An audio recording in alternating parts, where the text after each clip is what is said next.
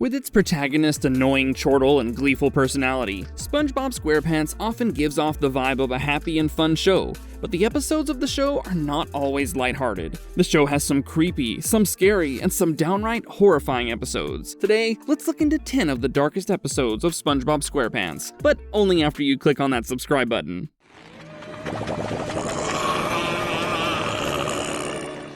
One Course Meal, Season 7, Episode 11A. The episode One Course Meal kicks off with Plankton trapping Mr. Krabs and SpongeBob using one of his crazy inventions. While trying to escape, SpongeBob accidentally blurts out where the Krabby Patty's secret formula is hidden. Before Plankton can act on it, Pearl shows up, and he runs off in fear. Later, he tells Karen he's terrified of whales because they wiped out his entire family, but she couldn't care less. When Mr. Krabs finds out about this phobia, he decides to mess with Plankton by dressing up as Pearl. Days of this torture leave Plankton completely paranoid, to the point where he just lies down in the street, ready to give up. SpongeBob steps in and begs Mr. Krabs to stop, but Krabs blames him for leaking the formula in the first place. Eventually, SpongeBob fixes things by exposing Krabs' own fear of mimes to Plankton and putting up holographic whales around the formula to keep him away. Furious at being outsmarted, Plankton gets back at Krabs with a mime of his own, and it's pure chaos from there. Often considered the worst episode of SpongeBob SquarePants, One Course Meal shows Mr. Krabs being the absolute worst. Not only does he exploit Plankton's phobia,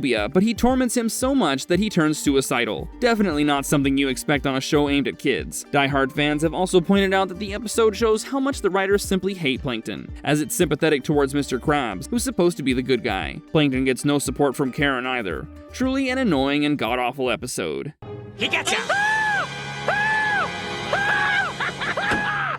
Graveyard Shift, Season 2, Episode 16A. When Squidward refuses to take a last-minute order from a customer just before closing, Mr. Krabs decides to create a night shift, forcing SpongeBob and Squidward to work 24 hours a day. Annoyed by SpongeBob and tired of his work, Squidward tries to scare SpongeBob by telling him about the hash-slinging Slasher, an ex-Krusty Krab cook who accidentally sliced off his hand and used a spatula in its place. Squidward narrates that the Slasher was fired at his funeral, and he returns every Tuesday night to get revenge. The Slasher's arrival is warned by flickering lights, the phone ringing with no caller, and a ghostly bus. Though Squidward is initially amused by SpongeBob's fear, he begins to grow tired of it and admits he made the story up. But at 3 a.m., the lights flicker and the phone rings. Soon a bus arrives and both Squidward and SpongeBob are terrified. Turns out it was just a fish applying for a job, and he was the one who called a few moments ago but hung up out of nervousness. The light flickering was actually Nosferatu, someone they know, playing with the light switch. Contrary to the first entry, this episode is often considered the best because of the nonsensical humor and the use of Nosferatu. While adult audiences might consider Graveyard Shift amusing, it's hard to think that children would do so well. A creepy ghost of a cook with a spatula for a hand is the stuff of nightmares. But if you've been thinking of watching or rewatching SpongeBob SquarePants as an adult, this is the one you have to start with.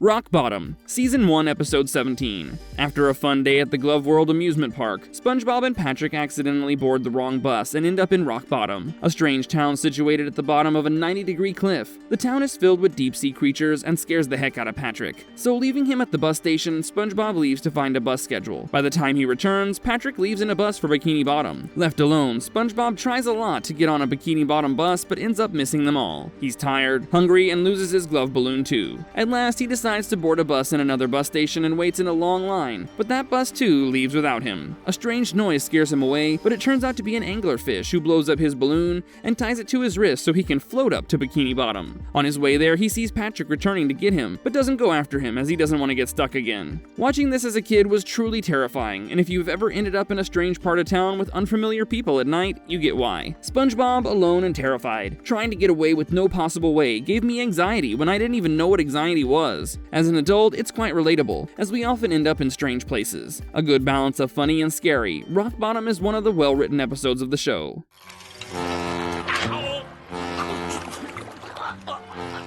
SB-129, Season 1, Episode 14. To avoid jellyfishing with SpongeBob and Patrick, Squidward hides in the Krusty Krab freezer. He ends up freezing into a block of ice and wakes up 2,000 years later when the freezer rusts open. He tries to get back to his time using a time machine and ends up going way too far back. He meets prehistoric SpongeBob and Patrick and teaches them jellyfishing to get them to leave him in peace. While traveling to the present, the time machine breaks and he gets stuck in a surreal realm of nothingness. Squidward is initially happy, as this means that he's finally free to play his clarinet, but soon, the loneliness becomes too much to bear, and he begs the time machine to take him to the present. The time machine complies, and he comes back home where he realizes that he's now the inventor of jellyfishing, as he had shown it to prehistoric SpongeBob and Patrick. So he decides to head back in time to fix the paradox. This episode is creepy for both kids and adults. While adults are creeped out by the existentialism of it all, the kids are scared because of the empty room where alone is heard over and over again. Squidward is initially exhausted at reality and wants an escape, and he seems to get his wish. You know what they say, be careful what you wish for, because you might end up getting it. Haven't we all wished for a quiet, perfect escape from the real world? But you can't really escape human companionship, as no man is an island. Quite a deep episode.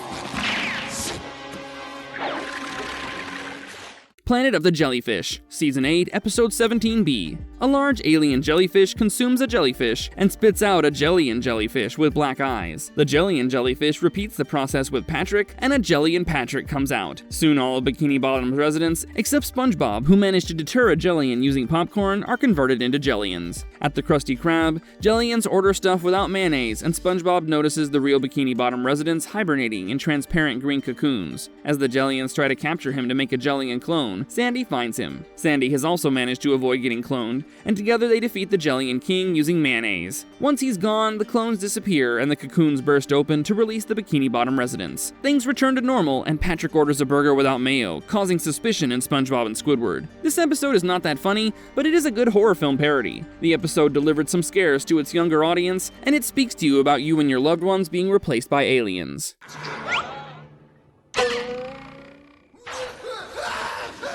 Scaredy Pants, Season 1, Episode 13. On Halloween Eve, Mr. Krabs narrates the story of the Flying Dutchman to SpongeBob. As he finishes the story about the ghost who steals souls, Squidward sneaks up behind him and scares him. SpongeBob runs home in terror. He asks his friend Patrick to help him scare people, and together they make a Flying Dutchman costume. The real costume doesn't scare anybody though, and SpongeBob asks Patrick to shave his head so it's round like a real ghost's. They head to the Krusty Krab's Halloween party next, and scare the guests there. At first, everyone is scared, but they soon realize it's SpongeBob. The Flying Dutchman crashes the party to tell everyone that he does not want anybody dressing up as him, as it's disrespectful, and that SpongeBob's bad costume was the last straw. He pulls the costume off of him and runs away terrified of his appearance. SpongeBob's brain has been exposed thanks to Patrick's shave, and seeing him, everyone in Bikini Bottom is terrified. Patrick initially thinks it's a pink hat and is equally terrified when he learns it's his best friend's brain, but SpongeBob consoles him, saying that his head will grow back. SpongeBob's exposed brain and stick-like face is the creepiest thing to come out of SpongeBob SquarePants. His eyes are bloodshot, and his arms are attached to nothing. Brain out SpongeBob aside, the episode is well thought out, and it's always nice to see the Flying Dutchman.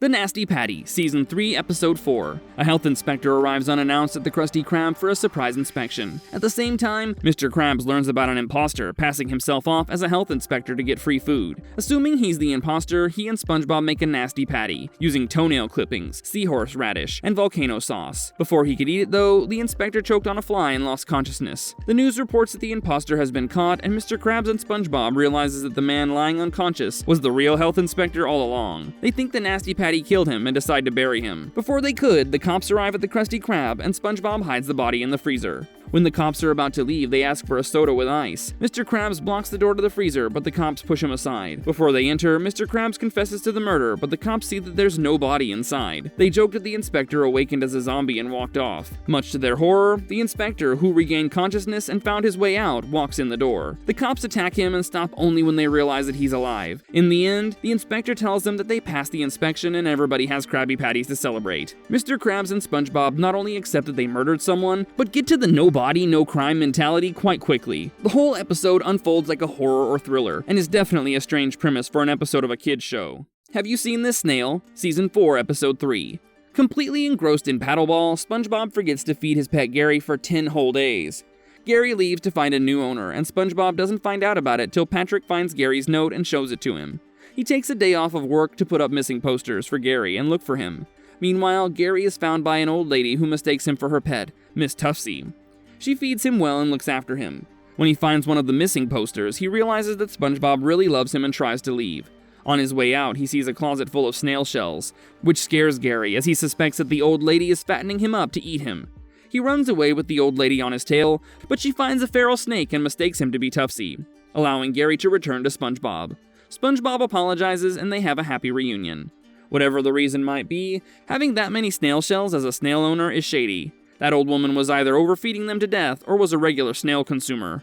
Either way, the episode is scary and sad for Gary, but a good one to show your kids to make sure they take care of their pets.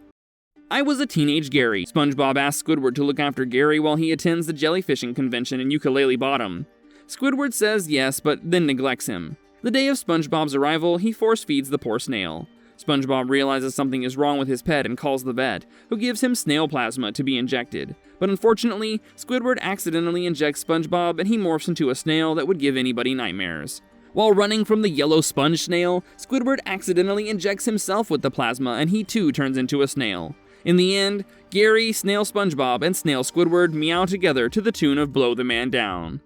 Gary's neglect in this episode is very bad, and the ending is depressing too, as SpongeBob and Squidward don't transform back.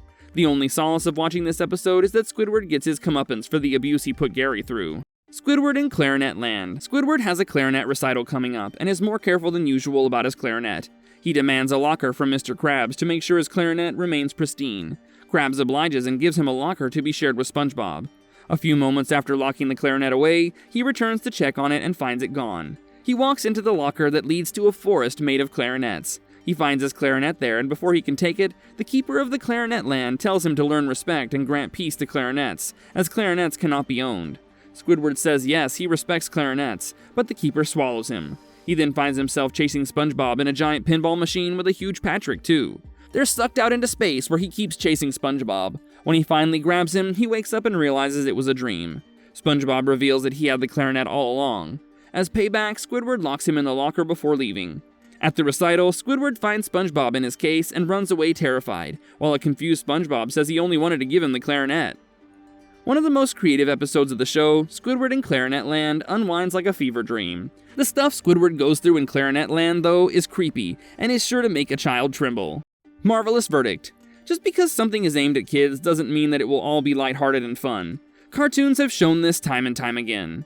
Which of SpongeBob SquarePants episodes scared you as a child? Let us know in the comments below, and if you liked the episode, tap on that thumbs up.